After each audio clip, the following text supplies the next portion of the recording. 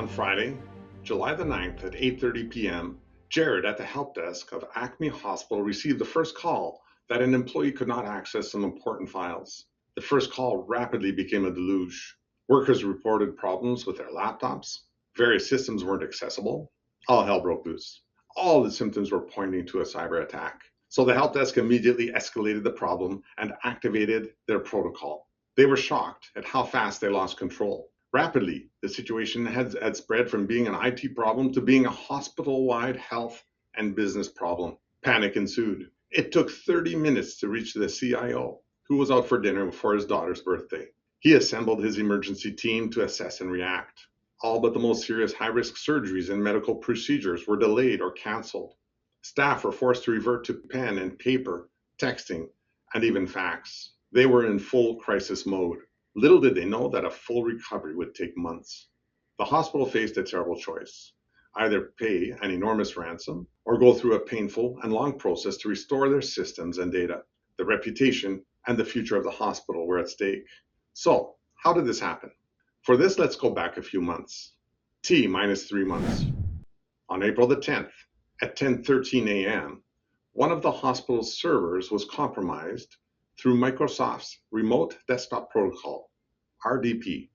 Kevin, one of the system administrators, had not hardened one of the servers enough. At that moment, a service account with broad administrative privileges was compromised. Privileges were escalated, and system after system were systematically compromised. New user accounts were created and backdoors were installed. They encrypted critical data and corrupted critical business systems to disrupt operations. And as a final step, Active Directory was compromised and shut down. Now no one at the hospital could log in. The disaster recovery plan was pulled out.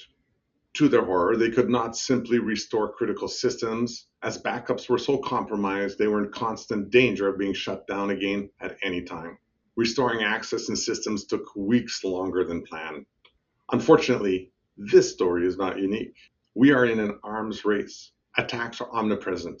And as they say, it isn't a question of if, but when. So organizations have two responsibilities. One, minimize the number of breaches while recognizing that this number will never go down to zero. And secondly, minimize the likelihood that breaches, when they do occur, will not progress to become significant business interruptions. Your CEO would love for that problem to be sufficiently taken care of before the press release gets published. Success is no longer the avoidance of breaches, but rather keeping breaches from evolving into significant business interruptions. You can have all the technology, but if you don't have the right people with the right knowledge, the right skills, and the right experience available 24 hours, 7 days a week, doing the right things, you do not yet have an adequate solution. If you had a crisis like a fire, you would expect firefighters to be available 24/7. You would expect them to show up to minimize damage and get you back up on your feet as quickly as possible.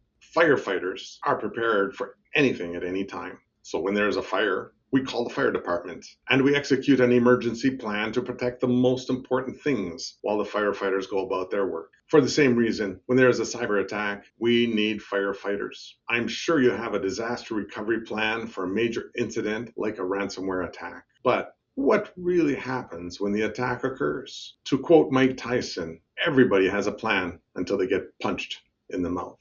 When there's a serious medical event or an emergency, the first golden hour refers to the first critical hour following the medical crisis. What happens within those 60 minutes can be the difference between life and death. If you don't get a patient in critical condition into treatment within an hour or so, a lot of permanent damage may have been done. This is not a time for panic, but a time for execution of a prepared protocol. Like firefighters, emergency responders for a medical crisis aren't pulling out an incident response plan. They know the plan. They are the plan.